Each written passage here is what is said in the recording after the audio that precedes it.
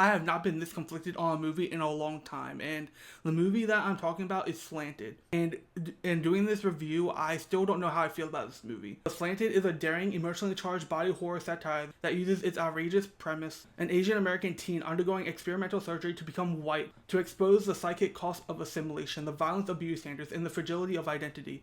It's provocative, uneven by design, and powered by striking performances and confident direction. Slanted follows Joan Huang, a Chinese-American high school senior who believes that becoming prom queen will finally grant her the social acceptance she's been denied. When she discovers a biotech procedure that can correct her ethnicity, she chooses transformation over self-acceptance, where the film literalizes assimilation as a surgical act. What society frames as fitting in becomes a grotesque physical transformation. The horror isn't the surgery, it's the realization that Joan believes this is her only path to acceptance. Throughout most of the movie, you feel discomfort from how much this movie doesn't hold back to deliver the satire, and watching this girl strip herself from her identity. Like watching this movie in the theater, I lost track of how many times the people around me gasped with me at some of the dialogue, especially between Joan and her parents. Slanted skewers the beauty and wellness industry with precision, and the one good example that I can think of is that American Eagle ad with Sydney Sweeney. Like, if there's an ad similar to like the ads that are shown in this movie, and this movie is basically satire on marketing and products like that, where the biotech company behind the procedure speaks in the language of empowerment and self-care,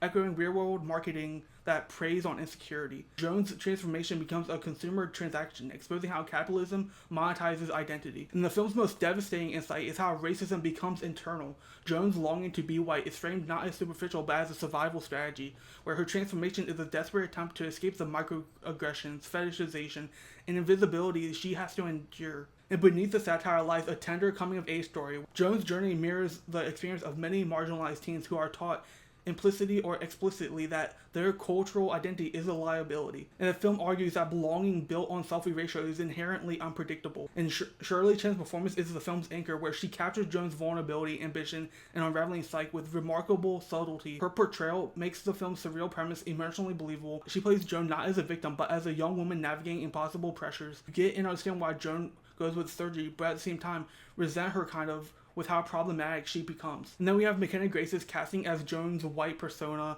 where it's a brilliant and unsettling casting choice, where she does embody the idealized version of Joan, blonde, blue-eyed, effortlessly adored. The contrast between Chen and Grace is intentionally jarring, highlighting the absurdity of racialized beauty standards, and duality becomes a visual metaphor for the split between who Joan is and who she believes she must become. And there are moments after the transformation where my jaw was on the floor, especially when Joan's parents see her and how awkward and unsettling the chemistry is between McKenna Grace and the actors playing the parents. And after thinking about it, I think how awkward and how bad the chemistry was intentional, because the acting in the scenes is like when actors have no chemistry, and that lack of chemistry just elevated the atmosphere in that movie and in those scenes. Maitreyi Ramakrishnan and the rest of the ensemble add texture to the film's social ecosystem. Like there's this one girl that is kind of like the Regina George of the school, and she plays that part really well. They really do represent the spectrum of responses to Joan's transformation, where some have envy, confusion, betrayal, fascination,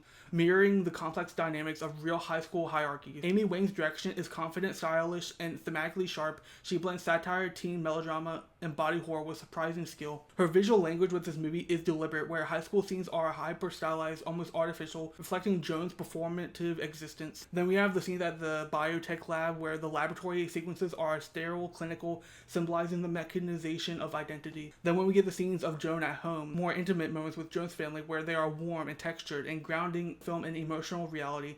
This film pays homage or takes inspiration from teen films with the same formula, like Mean Girls, The Substance, Carrie, A Cinderella Story. The film switches between dark comedy, social commentary, and unsettling horror. This hybrid is a huge part of its identity.